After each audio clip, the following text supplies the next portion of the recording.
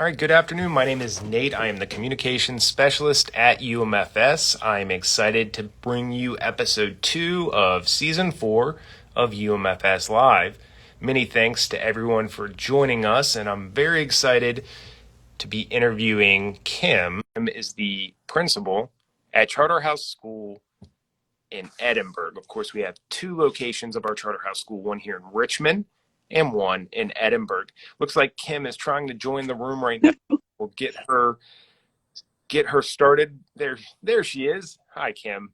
Hi, sorry about that technical difficulty there. I don't know what was going on. Not a problem. I'm so thrilled to have you joining me for UMFS Live. I so appreciate your time, and don't worry about that. This is a live broadcast. We have hiccups like that from time to time. So Well, let's thank you for having me. Yeah, of course, of course. We are so thrilled to speak with you. We were fortunate last week to be able to speak with Charterhouse School principal in Richmond, and now we have you, Kim, the principal in Edinburgh. And I wonder if we can jump right in by you telling us how long have you been at Charterhouse School, and what brought you here? Well, I've been at Charterhouse School in Edinburgh for 3.5 years now. It'll be 4 years in July. Um, and I was really fortunate to see the ad when it was posted for the position because I grew up here in the Shenandoah County area, and it was like a homecoming for me. So I was really excited to be able to come back to this area and work with families and the community where I had so many connections. And it was very much like a homecoming. So I was very excited to be able to be back here. Oh, and we were excited for you to join the team. And I know that's such a tight-knit community there. So I'm sure everyone was thrilled to see you coming to Charterhouse School. And I know that we were certainly happy to have you join the team. Wondering if you can talk a little bit, Kim, about what inspired you to become an educator. You've been at this for a while, correct? I have, and I didn't come to this route direct. It wasn't a straight route, but I think becoming an educator was a natural choice for me. I started working with individuals younger than me when I was in high school. I started teaching Sunday school. I worked at a Catholic daycare for half a day when I was in high school. So I always knew that I wanted to work with children. So it was really a very natural progression for me.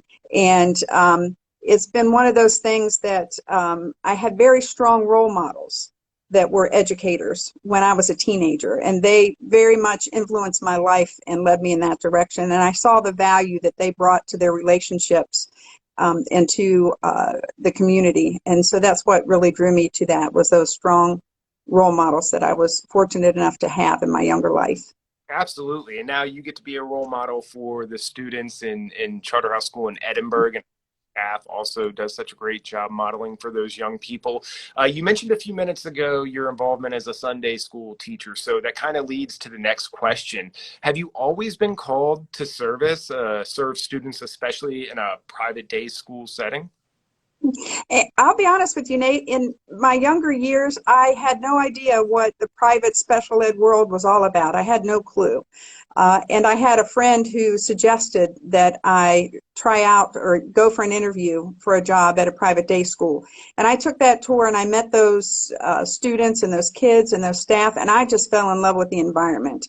And I think I was drawn to that because when I was a youngster, we kept a lot of foster children, and I had foster siblings, and I was exposed to, even though I was young, I didn't fully understand it, but I had a glimpse into the trauma and the struggles that they had during their life. And so I think I was drawn to that environment because of my background and my desire to help others that maybe haven't had the same chances in life that I've had. And so once I found the private day school world, I've never worked anywhere else. Wow. And that's such an incredible perspective and experience for you to have growing up, to be familiar with the population, the sort of students that we serve. And you use that word trauma. You mentioned a moment ago that you weren't really familiar with private day schools. And I find that for myself, when I came to work for UMFS, I had to learn a lot. And I just know that a lot of people from the and aren't familiar with private day schools. So thank you that perspective. And I know that our students and our staff in Edinburg and Richmond, really across UMFS, are just grateful for you. Thinking through the that you have perspective students and you've served now in a role of education, kind of switch it a little bit. I know that you and your staff do a phenomenal job with the kids, but I imagine you've learned a thing or two from students over the years. Talk about that.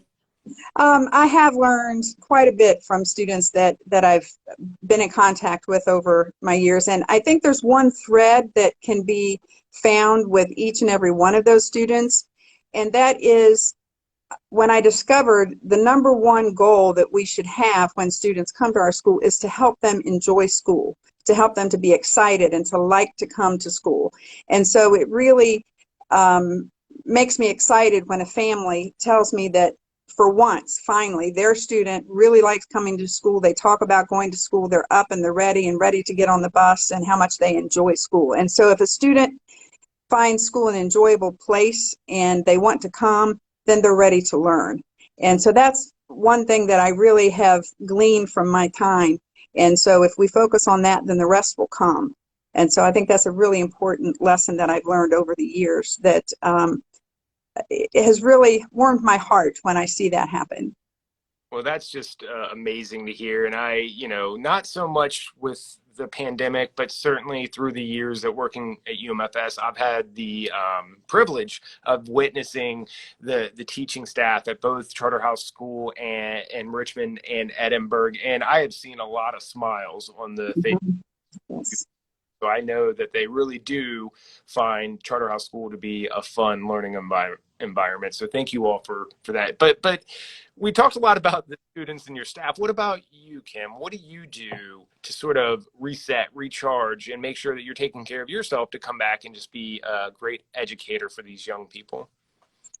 Well, that's a good question, and it's March Madness. So one of the things that I really enjoy is college sports, particularly the West Virginia University Mountaineers.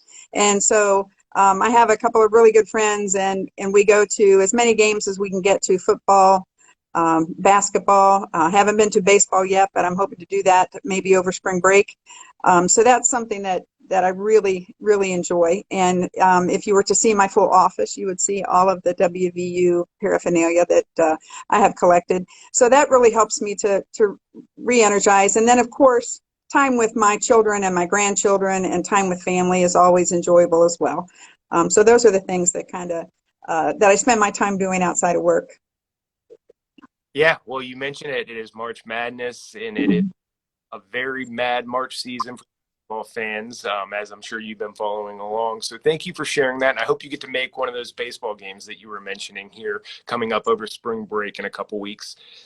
We're going to kind of round things out here with one final question. And I'm wondering if you can maybe talk a little bit, Kim, about what it is that keeps you coming back day in and day out and doing this important work.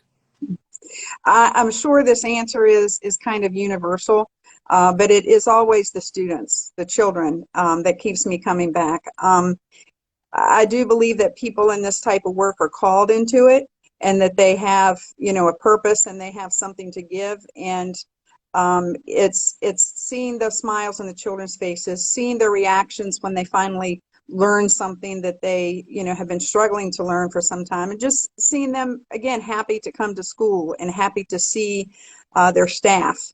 It's those interactions that keep me coming back every day. Absolutely. That's so well said and much appreciated. I can't thank you enough for joining me for UMFS Live. I know that our audience appreciates it. For everyone who tuned in, thank you for joining us for our second episode of UMFS Live. We've been speaking with Kim, who is the principal at Charterhouse School in Richmond. Be sure to check out archived episodes of UMFS Live. Last week, we were able to interview Sarah, who's the principal at our Charterhouse School location in Richmond. Kim, I really appreciate it very much. Thanks so much, and I hope to see you soon. Thank you, Nate. All right. Goodbye.